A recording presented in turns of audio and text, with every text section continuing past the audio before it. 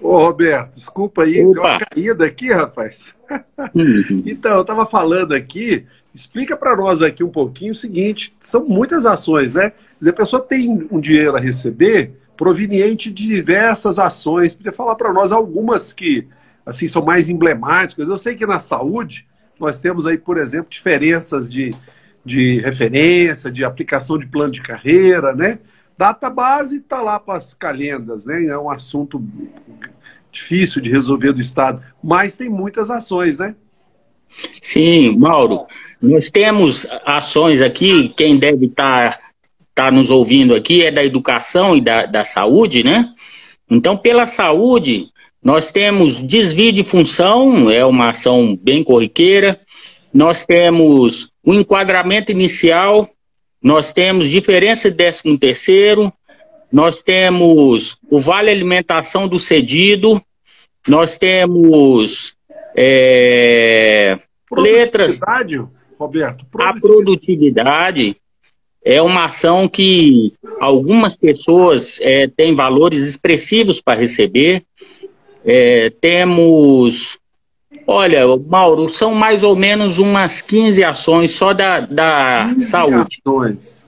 15 ações. Aí Eu, vai depender que algumas pessoas vão ter direito a quase todas e algumas outras não terão direito a bem menos ações, né? o Estado é muito, é muito, eu diria assim, eu ia falar muito sacana, né? Eu não quero usar esse termo porque não cabe a gente falar, mas o Estado, ele quando ele faz o mal, ele faz para todo mundo, né? Tipo assim, não paga a database, não paga as letras, né? A diferença. Então assim, eu fiquei muito feliz, Roberto, no sentido de que você aí, como advogado nosso aqui do Sindsaúde e de outras categorias também, que você presta um bom serviço, né?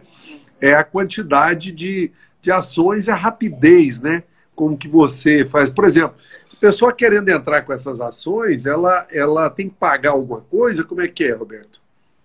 Ô Mauro, a gente tem, quando a pessoa é da saúde, né? Nós temos um contrato com o sindicato, o Sindsaúde, que a pessoa tem que pagar apenas 15% do proveito econômico da ação, né? Agora, uma coisa que a gente... Explica bem direito aí. Pagar 15% do É o proveito é o seguinte, seguinte: pagar se ganhar. É isso? exato, é um contrato de risco. Então, se a pessoa entrou com a ação e ela não ganhou a ação, ela também não paga nada para o advogado, né? Se ela vier a ter êxito na ação, daquilo que ela colocar no bolso, ela paga 15%, né? Exato. Isso é Agora, importante. se for da educação, se for o pessoal da educação, a gente criou uma disciplina parecida, né? Hoje nós temos uma contratação que é uma contratação particular, porque o Sindsaúde ele banca um pedaço da minha estrutura, né? Para poder oferecer o serviço ao pessoal da saúde. Mas a educação eu não tenho essa relação. Então, eu cobro 30%. Então, essas pessoas têm que pagar um percentual de 30%. Se perder, não paga nada. Se ganhar, essas pessoas têm que arcar com esse percentual. Porque, na verdade, esse chamado contrato de risco, nós, servidores, eu fico pensando comigo, a gente perdeu 100%, né? Por exemplo, perdi lá 5 anos de referência de uma letra de um plano de carreira. Então, eu perdi 100%. Quando eu procuro você, através do meu caso, através do Sindsaúde, aí eu estou com uma chance grande de receber uma parte boa disso, né, que perdi. Porque, na verdade, essas ações, elas são todas elas referentes a direitos garantidos e constituídos, né? E que não foram respeitados pelo Estado, né? É verdade. Todas essas garantias que a gente cobra tem previsão legal. Então, o Estado, quando ele deixa de pagar, ele, de fato, ele faz... ele não observa o que está na lei e deixa de atender o comando legal, né? Então, a ação judicial, ela vem exatamente dizer que existe um direito, esse direito está amparado numa lei, e a gente cobra esse pagamento. É interessante. E eu tenho falado muito, tenho vários colegas, vários amigos, amigas, assim, que as pessoas, elas trabalham, né, e o servidor vai lá, presta o seu serviço, fica envolvido, uma vida muito apertada. Esses anos agora mesmo, com essa tragédia da pandemia, esse governo doido que está aí na presidência do país, que até hoje nem máscara usa. Então, tudo isso cria um ambiente que o servidor, né, e eu quero falar muito, que eu estou vendo aqui, ó, a Kate entrou aqui, a Lívia, a Benedita, o Rogério, conversar com essas pessoas, porque ela está todo mundo preocupado. Eu estou triste, rapaz. Ontem, né, eu fui lá na missa de sétimo dia do Giovanni, né? Missa de sétimo dia do Giovanni. Poxa, é muito triste. Então, nessa tristeza toda, a gente acaba esquecendo um pouco das coisas que a gente tem que resolver, né? Eu estou querendo tirar muito aqui, por aproveito de você, Roberto, da importância da gente estimular o servidor, né? Estou vendo a Leninha que está aqui, ó, o Wilson Lino, outras pessoas que estão aqui conosco, a entrar com ação judicial. Até porque o ambiente, né, Roberto? O ambiente para o trabalhador, do modo geral, e particularmente para o servidor público, é um ambiente de muita perda, né? Estão aí com essa PEC 32, do fim do serviço público, né? Então, os direitos já conquistados e que ainda não foram recebidos, são esses processos, quase 15 ações aí diferenciadas podem fazer, elas podem somar bem na vida financeira do servidor, né?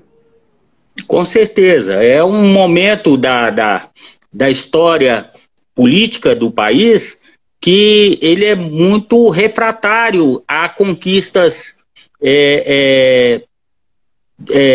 pleitos de aumentos. Esses pleitos são difíceis hoje. É claro que a gente, enquanto sindicato, a gente tem que fazer esse tipo de busca, né? Mas, sob o ponto de vista jurídico, existem alguns direitos que já estão incorporados ao patrimônio do servidor e que é preciso resgatá-los. Então, a importância de você entrar com as ações é porque é a única forma de você reaver aquilo que já era do teu patrimônio, mas ele foi tirado. Até falando aqui, ó, com uma grande amiga, Márcia Pantaleão, está aqui. Boa noite, Márcia. É justamente isso que o Roberto está falando, para você, para o Rogério aqui, para a Aline, a Edna, o professor Renato. Renato Nascimento era servidor da saúde, hoje ele está em outra pasta. Você é um grande amigo, lutador, defensor da saúde pública, mas até interessante, Roberto, que você começou a falar, nós estávamos com menos de 15 pessoas aqui nos acompanhando, agora estamos com mais de 34. Repete, por favor, quais os processos assim, que a assessoria jurídica, o Roberto, ele é o advogado nosso do Cine Saúde, advoga para as outras categorias também, e tem uma expertise, Márcia, muito grande, que eu falo que é o check-up salarial. Eu gosto de simplificar um pouco as coisas, sabe? Mas aí, Roberto, fala aí, ó, o Camilo, grande Camilo, está aqui nos acompanhando também. Quais são esses direitos que já são legais e que o Estado, o governo estadual, né, e às vezes também o município, insiste em não cumprir e que judicialmente tem recebido muito e que daqui a pouco, pessoal, o assunto nosso vai ser a pauta. Assim, o Estado não pagou, entrou com a ação, ganhou a ação, aí nós vamos discutir como é que recebe, né? Mas repete aí quais ações podem entrar, que às vezes alguém está nos acompanhando aqui e ainda não entrou, né? Ô Mauro, eu vou fazer uma relação aqui das ações da saúde, depois eu vou falar do pessoal da educação. Então, pessoal da saúde, nós temos o adicional noturno, nós temos a produtividade, nós temos letras, o auxílio alimentação do cedido, o abono de permanência, licença-prêmio, enquadramento inicial, diferença de 13º, insalubridade. Já deu quase 10. Já deu quase 10 aí já, ué. Insalubridade, adicional de titulação, desvio de função, tá? Então nós temos essas assim, são as mais emblemáticas, né? Agora, do pessoal da educação, nós temos a progressão horizontal, nós temos diferença de 13º, diferenças de dobra, abono de permanência, licença-prêmio, desconto, licença-prêmio para quem se aposentou, tá? E ele quer transformar ela em dinheiro. Desconto previdenciário dos aposentados também se refere ao pessoal da saúde, né? O piso nacional do magistério, nem todo mundo da educação, nem todo professor recebe o valor mínimo que o Ministério da Educação determina. Diferenças de dobra, isso para o temporário. Agora eu estou falando do temporário. Diferença de 13º, tá? Bom, são essas, assim, as ações mais agora, marcantes, né? Mas existem aquelas situações que são pontuais. E aí a gente vai ter mais ações do que essas que a gente está apontando. Eu estou vendo aqui a Cláudia Cíntia, grande amiga, está falando, olha, excelentes informações, direitos garantidos, e algumas dessas ações tramitam rapidamente, né? Ela está dizendo que ela conhece. O Carlos Júnior está aqui conosco. Roberto, assim, no caso aí você falou, eu já me interessei aqui, porque eu estou quase aposentando, você sabe, eu tenho até que você está olhando aqueles passos que eu tenho que aposentar, e eu tenho aí, eu tenho até que rever também toda essa questão minha de licença-prêmio, sabe? Porque parece que eu tenho até que checar também quanto assim. Caso eu aposente e tiver algumas licença-prêmio a receber, eu posso entrar com ação para tentar reverter isso em pecúlio ou na saúde isso não pega? Não, isso é um direito de todo servidor, tá? Se você tem uma licença-prêmio que você já conquistou, mas por alguma razão você não usufruiu durante o tempo em que você estava na atividade, quando você passa para inatividade e algum período de licença já conquistada não foi usufruída, você pode pedir a conversão dela em dinheiro. Então, por exemplo, se você tem uma licença-prêmio que não foi usufruída, ela representa 3 meses de salário. Então, você tem direito de reaver 3 meses de salário em dinheiro, tá? Isso por quê? Porque não tem como você usufruir a licença-prêmio já estando aposentado. Então, a única solução legal que é possível é você reaver aquela licença-prêmio transformando em dinheiro. Roberto, e as ações têm tido sucesso, né? Eu tenho visto, né, no sindicato tenho visto várias publicações aí, tem tido sucesso, né? Essa questão mesmo de desvio de função, eu lembro bem, caso até na minha família, pessoas que estavam em desvio de função receberam, ganharam, né? Outros amigos, colegas aí também. O sucesso tem sido grande também, né? Quantas ações, Roberto, você hoje opera para o Sindsaúde concernente aí a direito de servidor público? Olha, o Sindsaúde, ele tem conosco alguma coisa em torno de 8.000 ações ativas. Significa dizer que aquelas ações que se encerraram e não foram para frente, eu estou desconsiderando. Aquelas ações que se encerraram e estão só pendentes de pagamento, eu também estou desconsiderando. Agora, as que estão em trâmite são cerca de 8.000 ações, tá? Então é um volume considerável. Dessas ações aí que eu estou dizendo para você, alguma coisa em torno de 1.500 ações, por aí, nós temos que estão na fase de pagamento. Então, essa aqui é o assunto de hoje, né? Que é o assunto que a gente precisa tratar. Tá? Então, vamos explicando aqui, porque é aquela história. Demora um tempo, a justiça tem um prazo aí para essas ações tramitarem, né?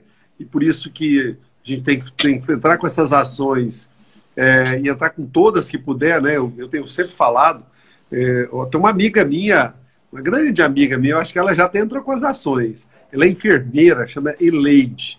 Eleide, ela é aposentada, conversei com ela, ela falou, não, Mauro, eu já liguei lá. Eu acredito que já entrou com as ações, aí eu já está preparando a papelada.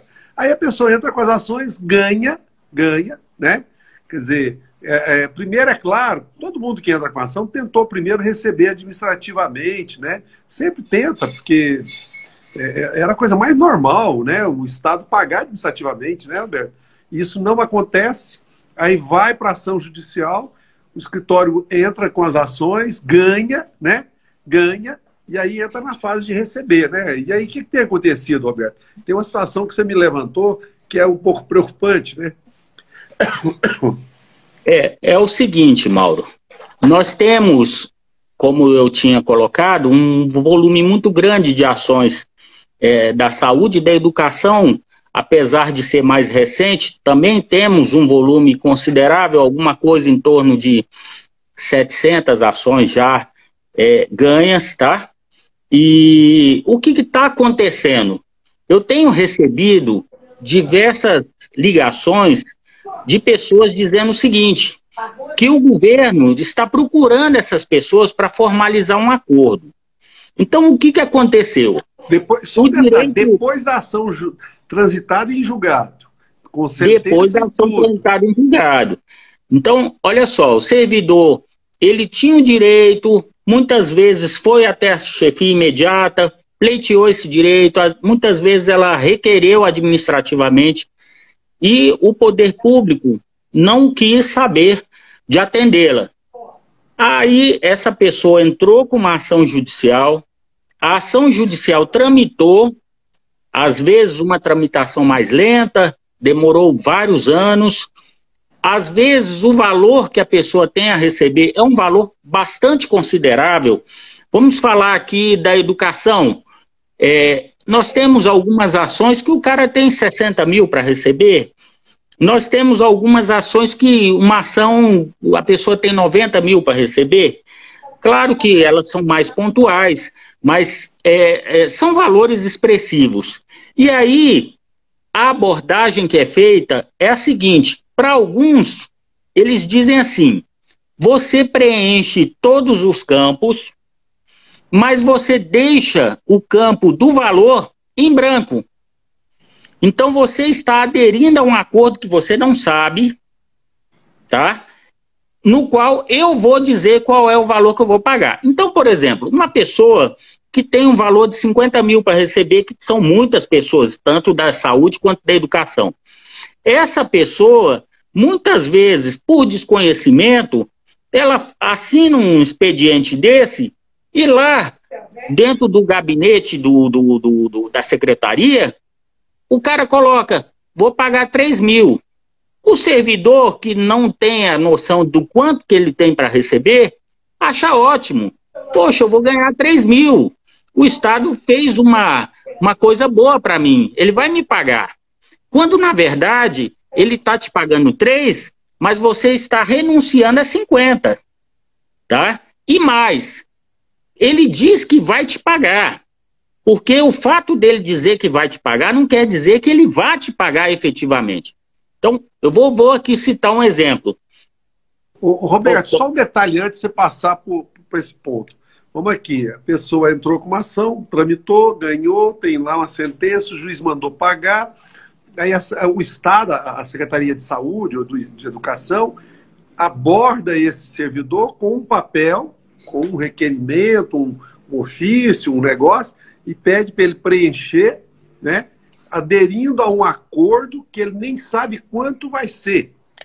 É isso que tem acontecido. Ah, tá. Só para poder pontuar bem aqui, ó, principalmente para o pessoal nosso aqui da Secretaria Estadual de Saúde, para entender o que está acontecendo, né? Pode continuar, por favor. Então, essa pessoa, ela recebe o documento, muitas vezes desconhecendo o que ela tem para receber, ela assina. Aí, o que nós já tivemos no passado? Até está aqui na sala, pelo menos entrou na sala mais cedo, a Maria de Lourdes Barbosa. Ela tem uma diferença de 13º e o Estado ofereceu pagar. Ofereceu pagar para ela e eu fui pessoalmente, não foi ninguém não. Eu fui juntamente com ela lá na Goiás Prev, porque ela recebe, ela é aposentada, então eu fui até a Goiás Prev, assinei um expediente junto com ela, aderindo à proposta de acordo que foi que foi feita pelo Estado. Havia uma perda pequena, a gente aceitou porque queria receber.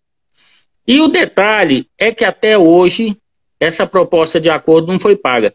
Você sabe desde quando foi celebrado esse acordo? Quando?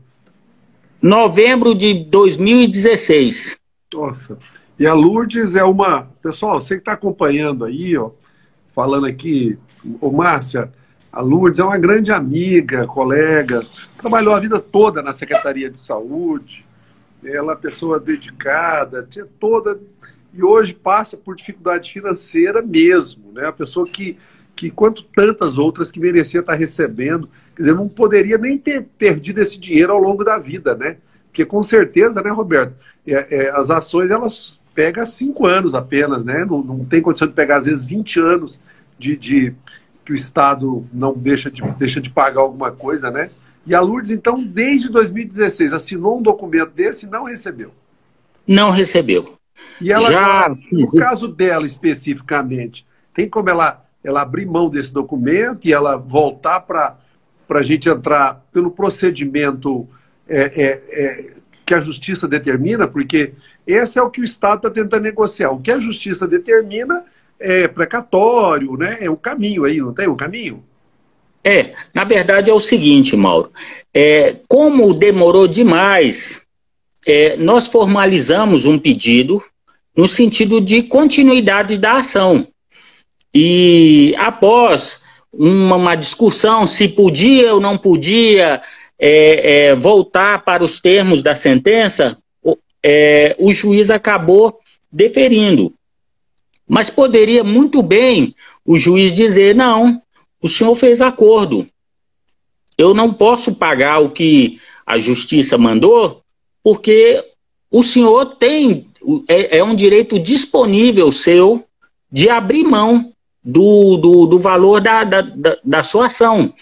Então, no caso da Lourdes Barbosa, nós conseguimos tornar sem efeito aquele acordo, uma vez que ele não foi honrado a tempo e modo, e a gente está agora já nos finalmente para que ela efetivamente receba. Esperamos que seja breve. Mas a rigor, nós podemos, com a assinatura desse expediente, colocar uma pedra em cima daquele direito e nunca mais conseguir reaver. Esse é o perigo. Ainda mais agora com reforma administrativa, remexendo tudo no Estado, né? Essa situação nossa, especificamente de Goiás, que é essa recuperação fiscal, né? Que é um negócio gravíssimo. Nós temos até que depois fazer um bate-bola aqui só sobre recuperação fiscal, viu, Roberto? Para o pessoal entender essa situação. Agora, Roberto, a Justiça sentenciou, tem que pagar, né? Tem essas artimanhas aí que o Estado está tentando fazer, né? Que o servidor, a orientação boa nesse caso, é que o servidor procure assessoria jurídica e não assine nada sem a orientação do próprio advogado, né, Roberto? É verdade. O que a gente tem... eu pedi a sua participação, porque sei que você é uma pessoa muito querida, tanto pela educação quanto pela saúde, e a intenção era alcançar o maior número de pessoas. Muitas vezes, uma ligação telefônica, ela não é suficiente para trazer todos os dados, mas o ideal é que cada pessoa ela traga a proposta de acordo que é formalizada pelo Estado, para que a gente possa dizer o que aquilo representa, tá? A pessoa tem que saber aquilo que ela vai assinar.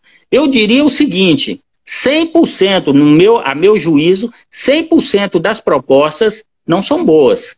Não são boas por quê? Porque o Estado esperou, o Estado tirou aquele direito, esperou a pessoa pleitear, essa pessoa não recebeu, esperou essa pessoa ajuizar a ação, esperou o fim do trâmite judicial dessa ação para oferecer esse pagamento. Então, é uma situação e outra. Ele oferece esse pagamento e não diz quando vai pagar. Porque se ele dissesse num documento, nem vou diz pagar... nem quando, nem quanto, né? Exatamente. Nem quanto, nem quando. Às vezes ele diz até quanto, mas não diz quando. Então, veja só, que situação. A pessoa pensa, poxa, quem está aqui negociando comigo é o Estado. Então, o Estado não vai me dar o calote. E aí assina de boa fé. E aí o Estado, não, está tramitando, procedimento está tramitando aqui. Ó, passou 5 meses. Não, mas continua tramitando, continua tramitando. E aí, o tempo que venceria aquela ação judicial e pagaria, a pessoa não pode mais dispor desse meio. Então, o conselho que eu dou a todas as pessoas é que o ideal é que essa pessoa aguarde o desdobramento da ação. Tem um detalhe, Mauro, que é muito importante que as pessoas saibam. Existem 2 formas do Estado pagar suas dívidas. Uma forma... é bom explicar. Isso é bom explicar. Uma forma é o RPV, requisição de pequeno valor, o próprio nome já diz, é um valor menor. E outra é precatório, que é um valor maior. A requisição de pequeno valor, ela vai até R$22 mil, é 1.100 vezes 20 salários, né? São 20 salários mínimos. Então, acho que dá 22 mil. Você pode receber, de uma forma bem mais simplificada, o seu valor até 22 mil. Passou desse montante, nós temos um procedimento que é mais moroso. Ele é mais moroso, mas, por outro lado, ele embute uma correção naquele valor, que quando você for receber, você vai receber um valor bem superior àquela inscrição inicial. O valor fica atualizado. O valor fica atualizado. Isso, mas assim, por exemplo, você pega uma aplicação financeira, qualquer, tá? É mais do que atualização. Não é um valor equivalente, não. É muito superior. É muito superior a qualquer correção de banco, qualquer coisa assim. Então, se você não tem nenhuma pressa em receber aquele valor, se você pode esperar, meu conselho é que você espere, que você vai ter uma bela surpresa lá na frente. Você vai receber um valor reunido muito grande. Ô, Roberto, falar em receber, você sabe algumas ações que eu entrei com você, né? Eu vou receber, como é que é? Vou receber. Vai. Eu me recordo aqui de 2 ações que você tem de cabeça. Uma delas você vai receber por requisição de pequeno valor. Então, a qualquer hora, a gente vai estar abordando você para poder pagar. E nós teremos uma outra. E nós teremos uma outra demanda, que essa vai ser por precatório, essa entra numa fila, e essa fila de 4 está meia parada. Se a ação for, por exemplo, 30 mil, pode receber 22 desse mais rápido, o restante na outra parte? Não, né? É o volume total. Porque como é que 23 mil, se for R$1.000 acima do limite aí dos pequenos valores, já tem que ir para o precatório. Normalmente o escritório, antes de explicar isso aí, Mauro, que eu acho que é importante dizer uma coisa. Tem na Constituição uma garantia de que as pessoas que têm 60 anos ou mais, elas podem receber um valor reunido de uma forma imediata. Tá? Esse valor é de pelo menos 3 vezes o valor do RPV. Então você recebe 66 mil quase que imediatamente. Então já melhora para quem é acima de 60 anos. Melhora bastante. Só que essa disposição, ela em janeiro agora, ela foi suspensa pelo Supremo Tribunal Federal. Houve um apelo do governador de São Paulo, no sentido de que ele ia quebrar, se tivesse que pagar, ele fez lá uma choradeira, e aí o Supremo deu uma liminar. Só que eu tenho comigo, pela experiência que eu tenho nessa área, que não é pequena, que a decisão de mérito, ela vem conosco. Então, nós estamos aguardando o trâmite da ação do Supremo para que restabeleça esse tipo de pagamento. Para você ter uma ideia, Mauro, dessas, juntando educação e saúde, nós temos 2.100 ações para pagar, tá? Mais ou menos, 2.100, 2.200. Eu diria que 70% delas fica abaixo de 66 mil, tá? Então a pessoa recebe isso quase que imediatamente. Então restabelecer essa forma de pagamento já vai ser bastante satisfatório. Agora, voltando à sua pergunta inicial. Olha, eu tenho 23 mil para receber. E é 22 mil o valor que eu tenho para receber como requisição de pequeno valor. Como é que o escritório se porta? Normalmente, ele liga para a pessoa e pergunta a ela: você pretende renunciar a esse R$1.000 e tornar mais célere o seu processo? Aí a pessoa, ela informa: não, eu quero sim. Aí a gente faz um pleito no sentido de renunciar a esse R$1.000 que ultrapassa o limite do RPV, para que a pessoa receba com mais agilidade. Tá? Agora, se a pessoa tem 30 mil, 40 mil, esse tipo de telefonema a gente não faz, porque a gente acha que a pessoa ela tem o direito de reaver o prejuízo todo que ela teve, né? Não é satisfatório você renunciar a 50% do teu crédito, né? Não é satisfatório você renunciar a 60% do seu crédito. Então, por essa razão, a gente não entra em contato. Mas todas essas questões podem ser melhor tratadas, né? Caso a caso, mediante uma ligação que seja feita para nós. Eu acho que é interessante aqui, né? Importante três questões que nós estamos tratando aqui. A primeira delas são as pessoas saberem o que elas estão tendo de prejuízo, né? Então, saber o que eu chamo do check-up salarial, check-up do contra-cheque, dos direitos, né? Check-up dos direitos. Então, acho que isso é um primeiro ponto. E hoje pode fazer isso até remotamente, né, Roberto? Por exemplo, a pessoa quer saber se tem alguma ação dessas aí, uma dessas 15, 16 ações para entrar, o procedimento, vamos pegar o procedimento que a gente faz lá no Sindsaúde. Liga, marca, como é que é os passo a passo? Olha, Mauro, nós temos hoje, ao longo de muitos anos que a gente já faz a defesa do pessoal da saúde, né? Nós desenvolvemos uma habilidade de olhar o contra-cheque e já estimar quais são os prejuízos que a pessoa tem. Em muitas situações, eu diria que 60%, 70%, a pessoa nem sabia que tinha os direitos que a gente pleiteia para ela.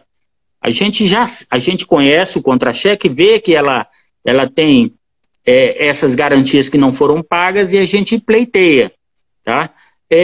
Então, o atendimento, ele é bem esvaziado por isso, porque a gente recebe a documentação e já destina a ação apropriada para a pessoa. Agora, evidentemente que existem situações que elas são pontuais. É uma situação que envolve um determinado servidor numa situação bastante peculiar. Evidentemente, a gente realiza o atendimento, né? O atendimento virtual e a partir dele nós encaminhamos a ação correspondente. Tá? Então, algumas pessoas, apesar de a gente ter condições de encaminhar a ação, mesmo sem fazer entrevista, o servidor fala: eu quero falar com um advogado. E nessas situações a gente franqueia a ele o direito de conversar com o advogado, tirar as dúvidas que ele tenha e para poder encaminhar. Isso vale também para a educação, viu? A educação, a gente tem feito esse atendimento, viu, Mauro? É só para você ter uma noção. Nós temos hoje 87 municípios, 87 municípios nós estamos atendendo. Em pelo menos 87 municípios nós temos pelo menos uma ação, em cada um, né? Claro que tem municípios que nós temos, por exemplo, a Cidade Ocidental eu tenho alguma coisa em torno de 800, tá? Alguns municípios eu tenho uma quantidade muito grande de ações, mas já estamos em 87 municípios. Então, assim, pegando aquele raciocínio, então a pessoa faz contato com o sindicato, com o escritório, faz o levantamento da situação dela, conversa também alguma questão particular, específica, que às vezes está fora dessa regra geral, né, de direitos, né? Aí protocolou a ação, não é isso? Não precisa pagar nada para protocolar, a ação vai tramitando, o escritório acompanha, essa pessoa recebe as informações de como é que o processo está andando. É isso. Ao longo do tempo, Mauro, nós estamos aperfeiçoando a forma de atender. Nós temos um planejamento para as próximas ações que a gente vier a ajuizar. Assim que as ações forem protocoladas, nós vamos disparar um WhatsApp para essas pessoas, informando o número das ações que elas têm protocolada, para que elas saibam que, olha, aquela demanda que foi trazida ao escritório, ela foi encaminhada. Então, essa é uma preocupação que a gente tem. E a gente também está desenvolvendo ferramentas para dizer, olha, saiu a sentença, ainda falta o tribunal decidir, para que a pessoa possa acompanhar os passos importantes da ação. A ação rodou, ganhou, e entra nesse assunto que nós chegamos aí, que é o assunto nosso de hoje, né? Ganhou a ação, não tome nenhuma medida sem conversar com o advogado, né? Porque, assim, se eu ganhar uma ação e aí o Estado me procurar, eu assinar um papel para ele, é como eu rasgasse a sentença, praticamente. Assim, é isso. Tese, no extremo é isso, né? É isso. E aí, numa linguagem mais direta, ainda corre o risco, só para pegar aqui, ainda corre o risco dessas grandes ataques ao serviço público, ao servidor público, e aí eles dizerem que, olha, as ações que não entraram, sei lá, alguma coisa, porque o Supremo está julgando quase tudo contra a gente, poxa, é um negócio esquisito, né? Então, ou seja, ganhou a sentença, não assine nada, né, para negociar por fora, né? Porque, na verdade, está rasgando o direito, né? Assim, objetivamente é isso. É isso, Mauro. Assim, é uma situação em que não é fácil você ganhar, não é fácil você resgatar esses direitos, né? Na medida em que você consegue um resultado positivo, esse resultado pode escapar pelos dedos. Você pode perder tudo. Aquilo pode se evaporar. Você perde tudo aquilo. Então, é muito importante. Pode falar. Importante que a pessoa tenha Opa!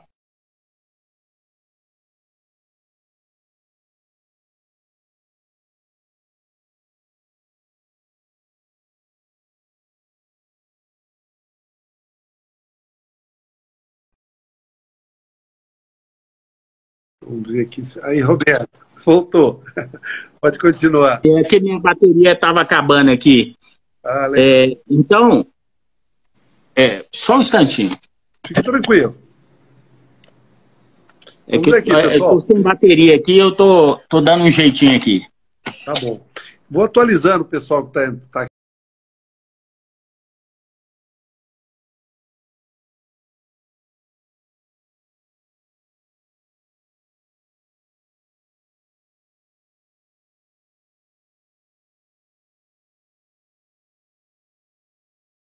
Aqui conosco, né?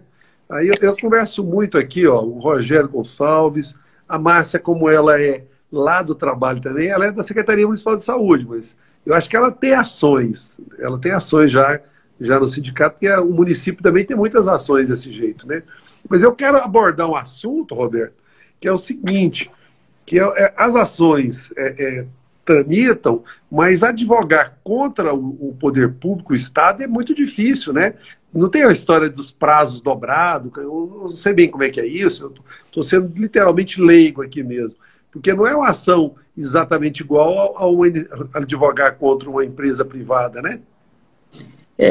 Na verdade, nós estamos litigando contra o poder público. O poder público, ele tem uma série de regalias, porque na hora que ele se apresenta no processo, ele diz, eu não falo em meu nome, eu falo em nome do interesse coletivo, eu falo em nome do interesse público.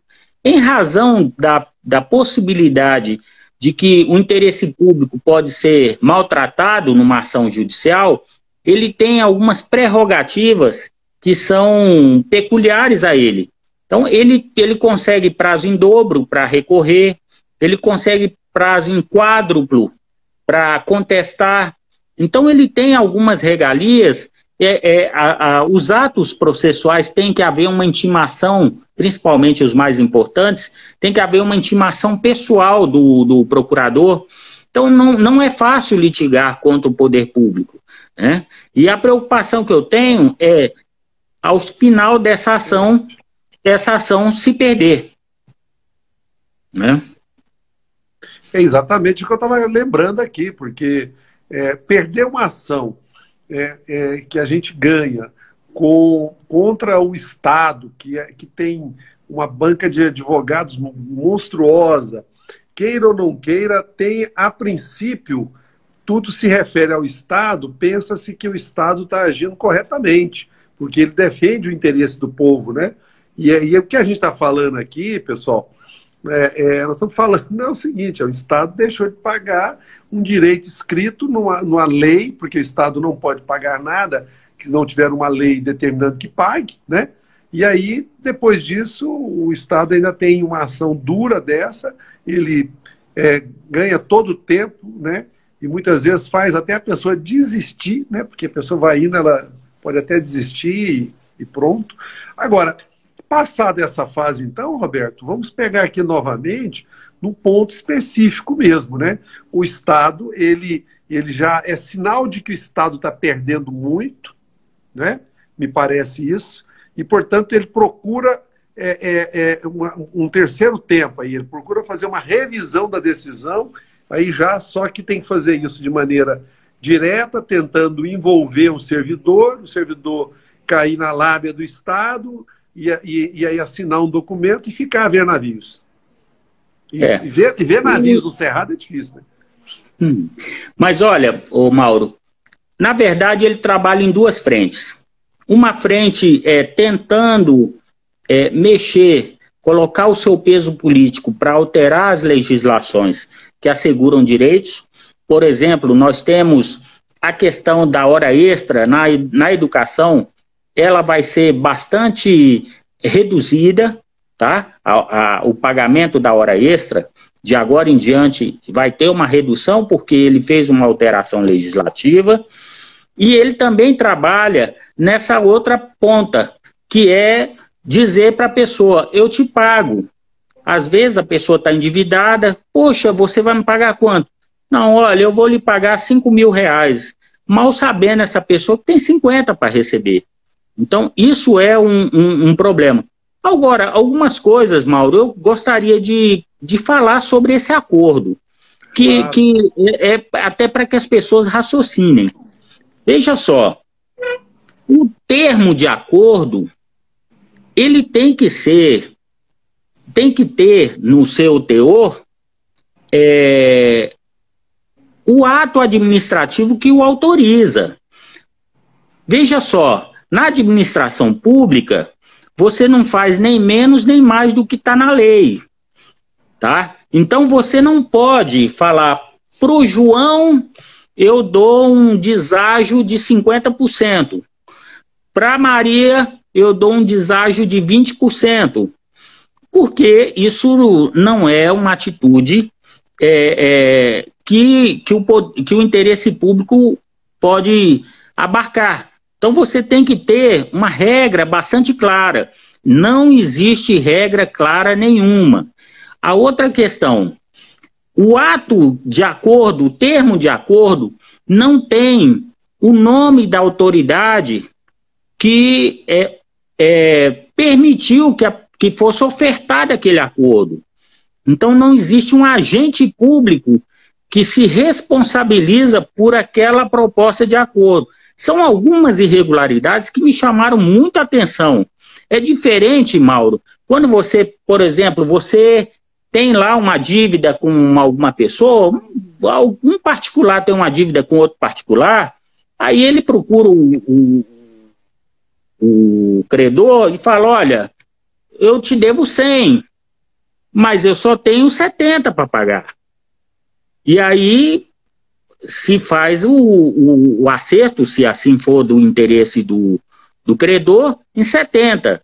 Tá? Agora, no poder público, não é a bacia das almas. Olha, você tem 100, para você eu vou te oferecer 10.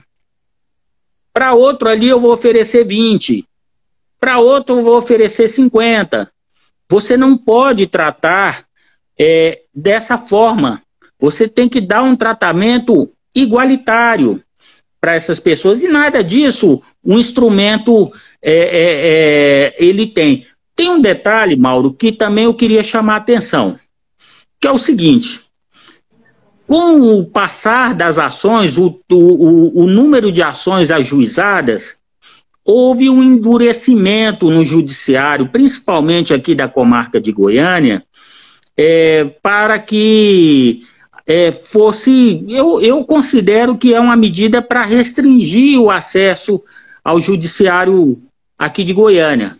E aí, eles estão exigindo, em muitos casos, eu diria que na grande maioria, que a pessoa traga o requerimento administrativo prévio. Então, o que acontece? Nós ajuizamos a ação pedindo uma hora extra. Aí, o Estado, o juiz, ele fala, você requereu essa hora extra formalmente? Não, eu não requeri formalmente. Então, você requeira. Aí a pessoa vai requerer. O servidor que recebe esse documento, muitas vezes ele fala, puxa, eu estou vendo aqui a ação tem grande chance de ganho. Aí chega para a pessoa e fala, antes mesmo da ação tramitar, fala, olha, sabe aquelas horas extras? Eu te ofereço aqui R$2.000 para você. Só que a pessoa tem, às vezes, 30 mil para receber. Entendeu? Então, é uma situação em que a pessoa pleiteia, ela cumpre uma exigência judicial de que se apresente em juízo um requerimento e, ao invés do Estado responder a esse requerimento, muitas vezes ele traz uma proposta de acordo.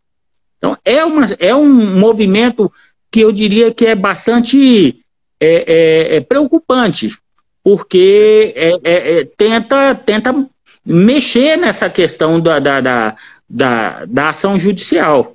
Daí eu acho a importância, né, Roberto, da importância do movimento sindical, dos sindicatos organizados, para inclusive questionar o judiciário. Eu tenho falado muito do judiciário, claro que eu respeito o judiciário, entendo que o Estado Democrático de Direito, o poder judiciário é fundamental, né? Fundamental. Agora, porém, desvios, né? Formas de jogar o peso, né? do judiciário contra o trabalhador que está litigando contra o seu patrão, como muitas vezes acontece, e isso é muito revoltante. Eu falo assim, estou falando como vereador mesmo de Goiânia, eu acho assim absurdo. E até porque o judiciário, ele é difícil, porque a pessoa quando vira desembargador é por indicação do governador, quer dizer... Então, assim, agora, eu acho que deve ser por indicação do líder principal que foi eleito por essa comunidade aqui, pelos goianos, porém ela tem que cumprir o que a Constituição determina. Poxa, o Poder Judiciário ele tem que servir estritamente o que a lei determina, a Constituição, o normativo jurídico que está aí. Então, assim, eu fico revoltado. Nesse aspecto, Roberto, aí também, até vou conversar na direção lá do Centro de Saúde, a gente tem que criar cada vez mais um movimento para as pessoas saberem o que elas têm de direito, né? Para elas saberem, para elas se informarem, porque senão vão ser enganadas, né? Vão ser enganadas, ludibriadas. Eu acho que essa experiência, né, que nós já estamos acumulando aqui com a sua advocacia junto ao Centro de Saúde, nos permite a gente pensar em alguma coisa, né, para fazer, às vezes, algumas simulações. Olha, você que recebe de tanto a tanto e não recebeu tal direito, você tem aproximadamente X, para a pessoa entender um pouquinho o que vale os direitos dela, né? É isso. Em relação à questão judicial, Mauro, esse é um sentimento meu, sabe? Eu acho que é um sentimento de quem milita com muita presença na comarca de Goiânia, e eu tenho notado que tem havido um recrudescimento, há digamos, uma exigência que eu considero, eu enquanto advogado, considero que ela extrapola os limites do razoável. Isso não acontece em outras cidades, não? Não acontece em outras cidades, muito menos em outros estados. Né? Nós temos uma advocacia que passa de Goiás e lá a gente não vê isso. Então, assim, é uma exigência que, a nosso juízo, não tem amparo legal, dificulta o acesso das pessoas, tá? Cria um dificultador para que as pessoas possam pleitear. Em uma conversa mais reservada, Mauro, um juiz chegou a me dizer o seguinte: mas o senhor entra demais com ações, né? E aí eu disse a ele, mas o Estado, ele lesa demais. Tanto é que, se o senhor olhar a quantidade de ações que elas são, que elas têm um proveito satisfatório, ela é muito grande. Então, significa dizer que eu estou entrando com muitas ações, mas estou reavendo muitos direitos. Então, essa conta não está sendo muito bem, a meu juízo, eu volto a dizer, não está sendo muito bem considerada pelo judiciário. É como se, não, está querendo entrar contra tudo. Não é. Infelizmente, nós temos um passivo de direitos muito grande que precisam ser resgatados.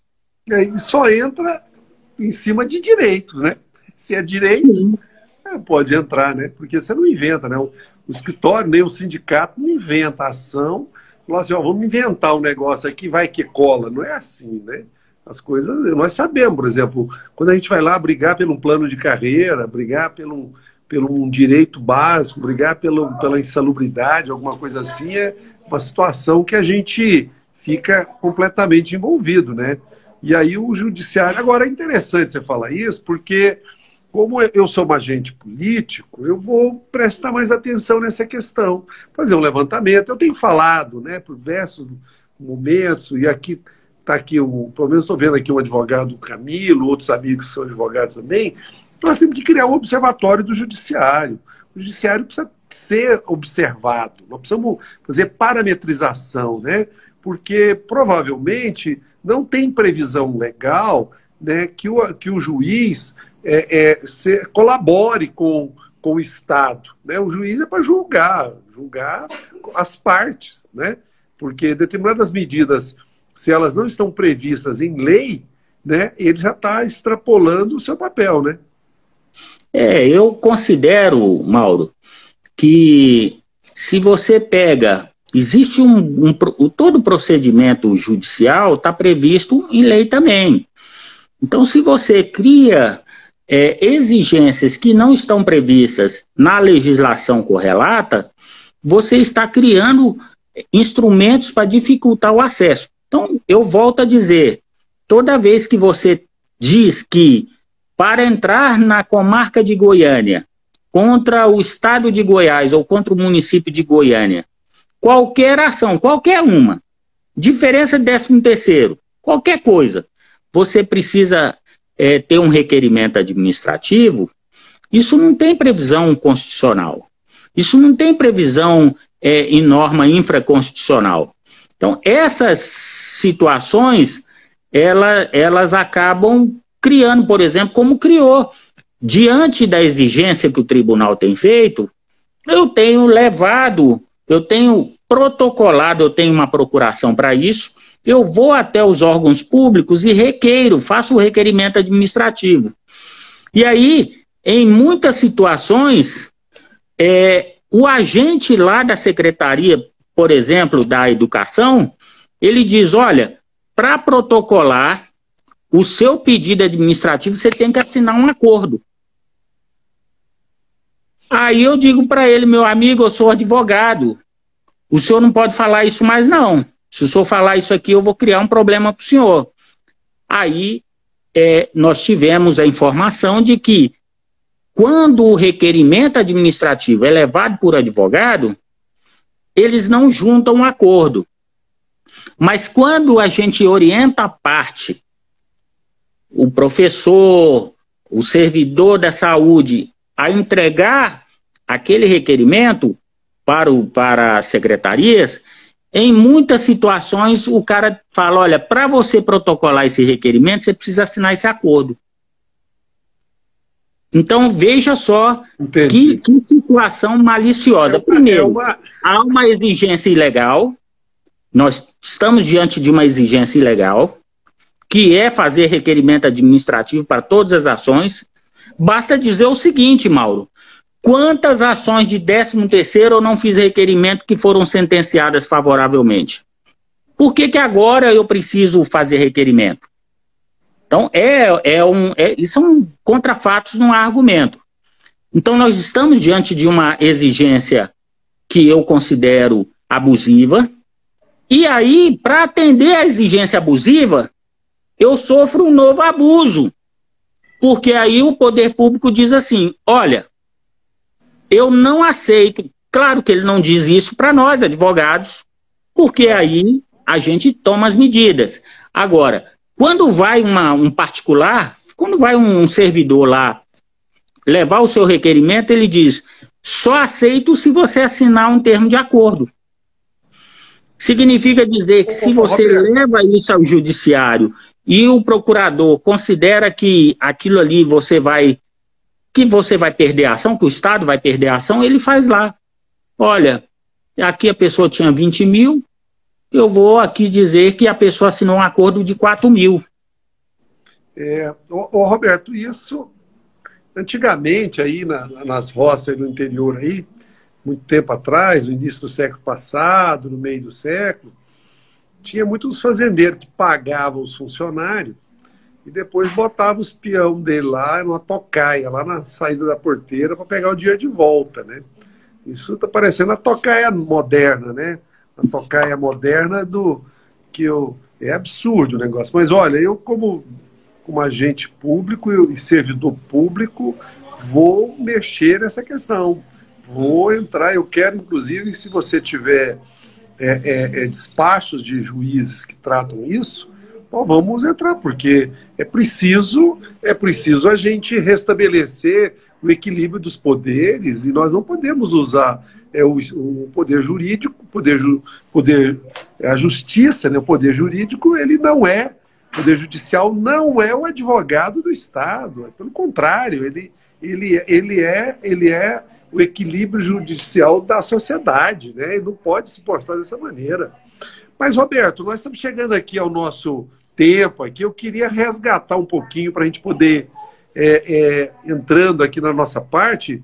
Vocês estão nos acompanhando aí, pessoal, está vendo aqui, né, batendo um papo muito legal com o Roberto, né, o Roberto Gomes, que é advogado nosso já há um tempinho bom, né, Roberto? E lembrar você que está acompanhando, e aqui tem, inclusive, o que está aqui conosco, o Renato Nascimento. Ele é um daqueles concursos públicos, quando você ainda nem advogava para o Sindsaúde, e você nos ajudou a entrar com várias ações, não só da saúde, mas naquele período lá de 2010, foram uns 10 ou 12 concursos que o Alcides Rodrigues fez, né? E nós tivemos aí várias ações e muita gente entrou. né? Muita gente entrou ali. Então, o Roberto é esse advogado trabalhista, né? Defende com muita competência os trabalhadores, de modo geral, e os servidores públicos com experiência larga, né? Faz advocacia, né, lá conosco, né, com o Sindsaúde, né, faz para outras entidades também e para todos os servidores, de modo geral. E nós temos aí, então, hoje, pessoal, a nossa conversa é essa. Você entrou com ação, entre com todas, procure saber. O Estado é recorrente, ele dá o cano na gente, ele tira o dinheiro da gente, então nós não estamos ganhando nada, na verdade estamos pegando de volta o que ele tirou de nós, né? O que na prática é isso. Ele devia ter pago o 13º que é reto, não pagou, devia ter pago certinho aquela referência, não pagou, aquela letra, né? Então a gente vai lá e recorre. Aí quando ganha, amigo, você não faça acordo. É isso, né, Roberto? É isso. É isso. O recado é esse. É aguardar, né? Eu, por exemplo, estou vendo aqui, Mauro, eu vou tomar a liberdade de sair um pouquinho do assunto, claro, porque noto que tem um assunto que é de muito interesse de pessoas que estão aqui nos ouvindo. Como que estão as ações do desconto previdenciário? Ah, exatamente, foi bem lembrado. Olha só, Mauro, você acompanhou essa batalha do escritório, né? Nós entramos com essas ações informando que não havia o pagamento, que não poderia haver o desconto previdenciário, porque não havia lei prevendo a alíquota desse desconto. Nós entramos com diversas ações e começamos a ganhar essas ações. Então, no final de 2020, o Estado fez uma lei, tá? Falando dessa alíquota. Então, toda a questão de desconto previdenciário é um tributo, como outro qualquer. Então, tem uma regra que diz assim: se você faz uma lei tributária, você precisa de 90 dias para que essa lei possa passar a vigorar. Então, se ela foi feita em dezembro, ela passaria a vigorar em março, né?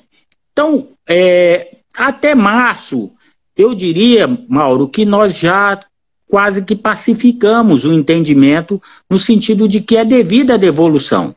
Então, nós temos de 2020, né, quando começou, acho que foi em abril, até março desse ano, nós temos o direito de reaver, isso está bem consolidado. Agora, eu estou estudando essa questão dessa lei que foi feita e tenho considerado que ela ainda tem erros, o que permite que eu discuta que esses descontos parem, mesmo passado abril de 2021.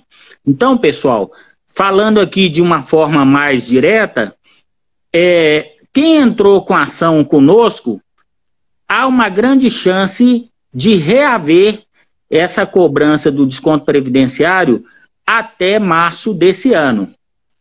De abril de 21 para frente, nós estamos fazendo um estudo porque achamos que ainda contém erros a legislação que foi feita. Portanto, nós acreditamos que iremos conseguir fazer com que seja cessado esse desconto previdenciário.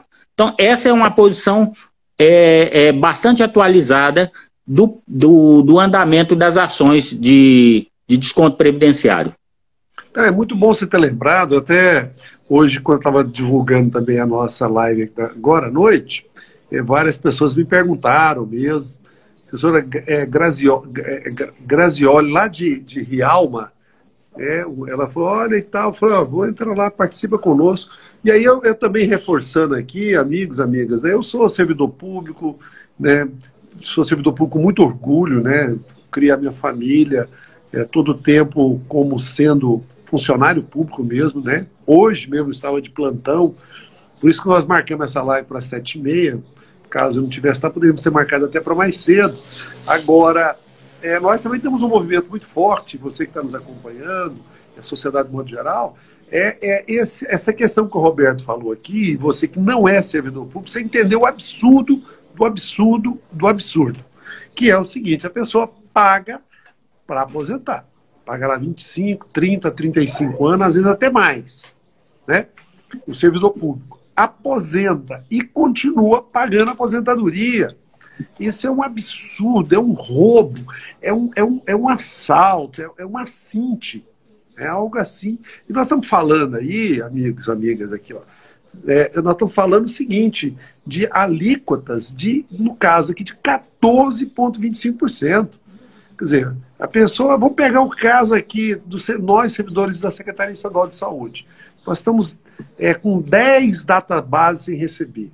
10. Nós estamos com a perda, com a redução, a perda do poder aquisitivo das nossas remunerações chega quase que a 70%. É um absurdo.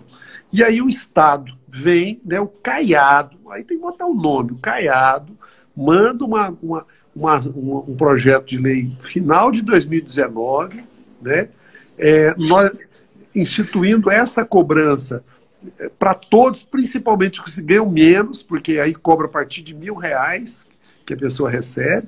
Então nós temos aí um movimento. O movimento nosso é derrubar esse roubo, né? Isso para mim é um roubo. É um roubo que a gente precisa fazer. Uma coisa que, enquanto vereador, a gente está fazendo uma força muito grande para isso. Não se resolve somente aqui no município ou no estado, porque é uma decisão federal, né? Mas é algo assim, escandaloso. É escandaloso. E aí o doutor Roberto desenvolveu uma ação judicial que mostrava que a cobrança a partir de abril do ano passado, ela era ilegal, né, e várias ações foram vitoriosas, né? O Caiado mandou uma segunda lei agora em dezembro para poder continuar o roubo, né, para poder fortalecer o roubo dele, e aí a partir desses meses agora. Mas também tem estudos, então, né, o Roberto, tem estudos aí para poder a gente, quem sabe, ter notícia boa em breve aí. É isso. É isso. Nós acreditamos muito, viu, Mauro, que nós venceremos essa nova barreira. Eu me recordo que quando começamos a ajuizar, muitas pessoas disseram, mas não tem como ganhar, não tem como ganhar. E a gente ganhou até março, né? E então essa já praticamente se consolidou. Agora, Roberto, só entendendo o seguinte: de abril do ano passado a março desse ano, qualquer um que entrar ganha. A tendência é essa. Já está se pacificando o entendimento a favor. Porque está mais ou menos 12 meses, né? Isso. 12 meses. 14%, pegando aí do salário, a pessoa é aposentada, é um valor significativo, né? É isso. Nós temos aí alguma coisa, Mauro, fazendo uma conta rápida, uma conta aí de uns R$ 8.000, tá? Que a pessoa tem como reaver, tá? É uma quantia bastante satisfatória. E sem contar que nós acreditamos que, de novo, esse novo obstáculo que foi colocado, nós conseguiremos eliminá-lo. Então, é o estudo que a gente está fazendo. E o que eu considero assim, a crueldade, né? Porque eu fico sempre lembrando de meus amigos, como a Luiz Barbosa e tantas outras pessoas também que eu conheço, que são aposentadas, e outras, que é o seguinte: ela tinha todo o seu salário já comprometido, sua aposentadoria comprometida, os seus empréstimos consignados, ali tinha já o dinheiro reservado para suas despesas e tal. Aí, de repente, aprova-se essa lei, aí aquele orçamento que já era pequeno e estava exprimido, tira 14,25%. Ele desorganiza a vida da pessoa por completo, né? Isso é de uma maldade, né?